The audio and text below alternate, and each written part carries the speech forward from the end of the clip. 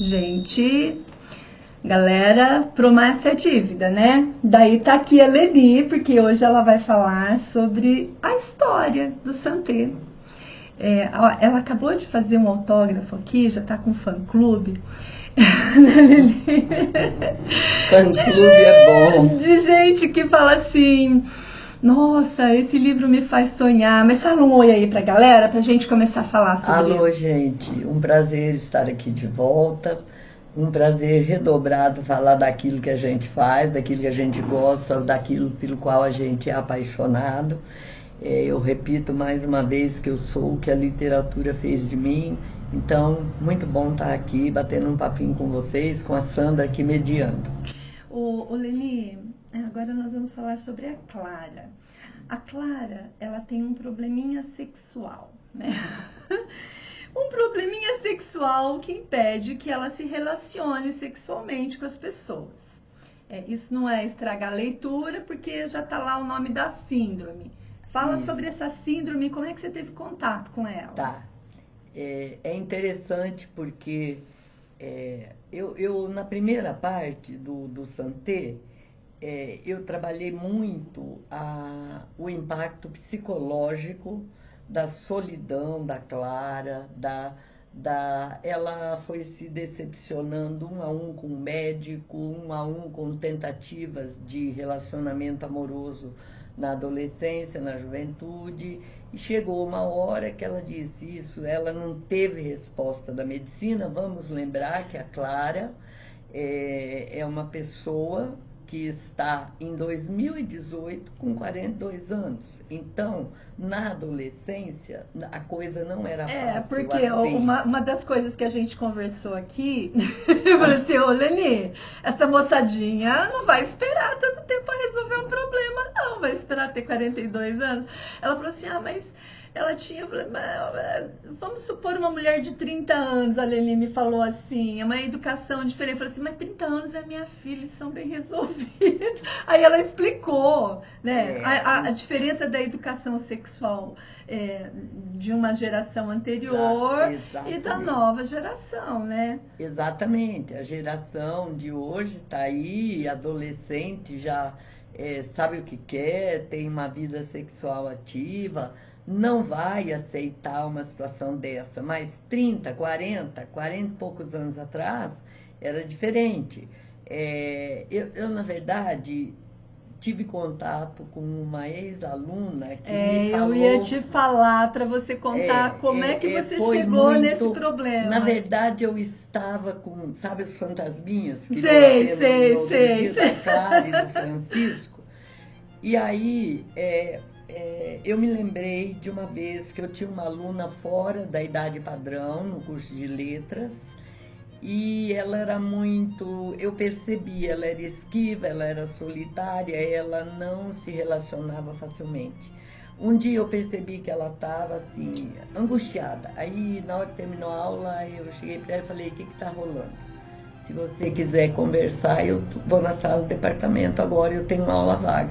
E ela foi, mas ela começou a falar e eu percebia que ela se sentia constrangida, envergonhada. Isso me impedia de aprofundar, de fazer perguntas. Porque pelo que você pelo que a gente conversou e até pelo próprio problema da Clara e a forma como ela se porta durante o livro, ela é uma pessoa amargurada, frustrada, ela não se sente tão feminina quanto as outras. Porque eu acho que essa moçadinha hoje vai resolver o problema, mas até você resolver o problema, né, Leni?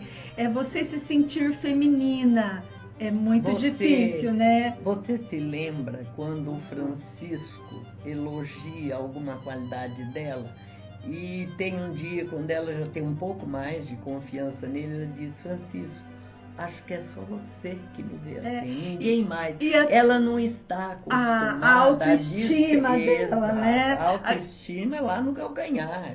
Ela não se sente capaz de ter uma qualidade, de chamar a atenção masculina. Evidentemente que isso a deixa amargurada, frustrada, tudo isso que você falou. Porém, chega uma hora, depois, e eu vou te falar uma coisa, eu fiquei 2 anos quase sem andar, até chegar em um neurologista que me disse: Leni, o que você tem se chama distonia, é um problema neurológico, você vai voltar a andar normal, mas não tem cura, você vai ter que ir monitorando. Eu estou numa crise de distonia. E aí eu fiquei 2 anos, teve uma hora que a minha irmã chegou para mim e falou, e aí eu falei, mais uma vez, eu não sei o que eu tenho, e comecei a chorar. Então, de uma certa forma, a Clara passou por esse... Eu não tenho mais... eu não tenho mais... esquece, porque já me falaram que não vai ter resolvido. Agora, o que eu acho legal, desculpa te interrompendo, o que eu acho legal na Clara são os capítulos, gente, que vocês têm que ler, entendeu? Vocês não têm noção dessa mulher daqui, da Clara, conhecendo um homem maravilhoso e ficando sem dormir porque ela tinha o maior tesão. E daí ela não conseguia, ela sabia que ela não podia se fazer nada, né, já contando, mas é muito legal a forma como a Leni escreve, porque ela morre de vontade de ver esse homem. Daí a hora que ele vai beijar ela, né? Porque ela não sabe o que vai dar, né? É muito ela legal. Cria uma resistência porque ela chegou a uma tal situação que ela diz para ela, bom, acho que isso é meu destino, eu tenho que me conformar e eu vou cuidar da minha vida em outro aspecto. E aí ela vai cuidar de melhorar a vida, etc. Vai estudar, vai crescer profissionalmente, vai resolver os problemas da família inteira, né? Evidentemente que o Francisco um dia dá um chacoalhão nela, diz assim, espera aí, mas isso tudo pode acontecer concomitantemente a uma família, a um relacionamento amoroso estável, e aí ele chega no calcanhar de Aquiles. Mas eu entendo perfeitamente, e fazendo essa comparação, eu fiquei 2 anos quase sem andar, porque, gente, a distonia é horrível, ou ela dá na mão, ou ela dá no pé, ou ela dá no pescoço, que o meu médico falou que é o pior. Eu já estava desesperada, eu já estava achando que o resto da minha vida ia ser aquilo. Que é o estado da Clara, né? Que é o que a Clara pensou. E essa minha aluna, chegou o momento que ela falou, ai, professora, deixa pra lá, não tem jeito não. E eu não quis forçar. Então eu criei toda a primeira parte do livro sem saber no que ia dar. Eu fechei o livro em aberto, mas aí eu tenho uma menina que me chama de tia postiça, e eu digo que ela é minha sobrinha do coração, eu vi nascer e tal, e ela é médica gineco. E um dia conversando com ela, tia, essa moça tem todas as características da síndrome de Rokitansky. Aí ela foi me dar algumas informações, gente, não é brincadeira. Atinge cerca de 20 mil mulheres no Brasil. Nos casos mais severos, essa mulher pode não só ter uma vida sexual completa, porque vamos deixar as claras aqui, que hoje ninguém tem mais pudor com relação a isso. Gente, vou interromper de novo, sabe por quê? Porque tem uns capítulos lá no Santé, que hora que eu comecei a ler, eu falei essa assim, não é a Leni que está escrevendo? Não, eu falei assim, essa mulher é vividona, hein? Foi a primeira coisa que eu pensei. Gente, 50 tons de cinza. Não, veja bem, o problema da Clara é esse. Vocês acham que eu podia concluir o assunto igual José de Alencar no século XIX? Foi muito legal. Fecham-se as cortinas para o santo amor conjugal? Não, não pode. Tem que mostrar tudo que se sofre, tudo que é. Porque quem tem essa síndrome, além de não poder ter uma vida sexual completa, pode ter problema. Evidentemente que maternidade esquece, tudo isso esquece, porque isso é uma síndrome congênita, tá, pessoal? A mulher nasce com ela. Bom, aí a mulher pode, nos casos mais severos, ela pode ter problema renal e problema cardiológico, tá? Nos casos mais severos. Ô, Leni, mas vamos parar de falar de problema? Vamos falar de uma coisa assim, bem sensata. Bom, a gente sabe, ninguém tá fazendo spoiler aqui, que a Clara vai terminar com o Francisco, certo? Quem sabe? Ele quer muito. A gente também. vai, porque é a segunda parte. Mas é que eu já tô esperando a terceira, entendeu? Então, eu já tô esperando uma trilogia. Eu quero saber o seguinte, na próxima, eu quero saber o que vai acontecer com os dois. Olha, então...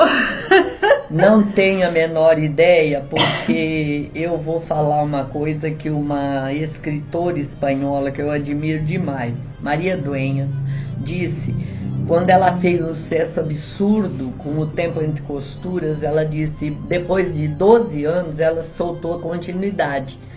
E ela disse, gente, quando o livro fez o sucesso que fez, traduzido num monte de idiomas, mas me pediu um tanto a continuidade, mas eu tinha certeza que eu precisava, eu e a Cira, precisávamos de um tempo afastado. Se vai haver continuidade, eu não sei. No momento, eu estou dando por terminado, sabe?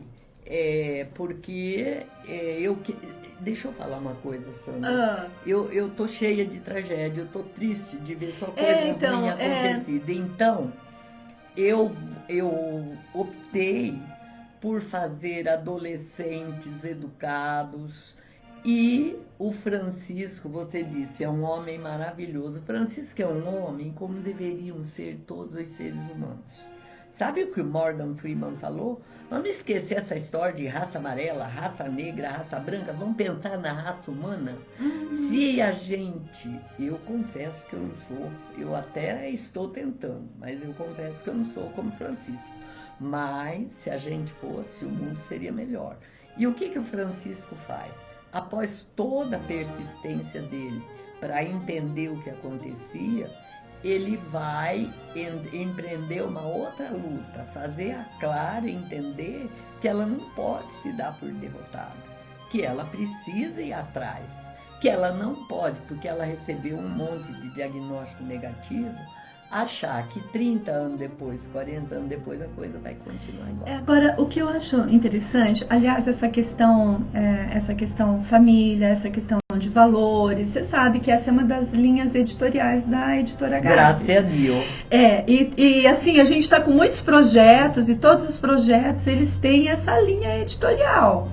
Esse é o nosso foco, na verdade. E uma das coisas que eu questionei a Leni, mas ela não vai responder isso, vocês vão ter que descobrir isso lendo o livro. É sobre a questão dos vilões no livro dela. E ela vai se lembrar que eu fiz essa pergunta, né? Mas eu não vou responder e ela também não, porque isso vocês vão ter que descobrir lá, porque vai estar bem de acordo com o que ela acabou de dizer. Eu estou cheia, estou farta de tragédia. Então, existem coisas boas no mundo, vamos valorizá-las. Então, o que acontece é que nós temos uma obra maravilhosa. Eu já estou pedindo a terceira parte, porque aqui nós temos duas, tá? Se vocês tiverem a curiosidade, eu acho que vale a pena. Eu conheci uma moça que teve esses problemas aqui, na nossa cidade. Mas muitos outros bate-papos virão. Enquanto isso, eu vou fechar de novo com o meu abraço na minha amiga, escritora maravilhosa, tá? Prazer, gente. Abraço. Tchau, galera.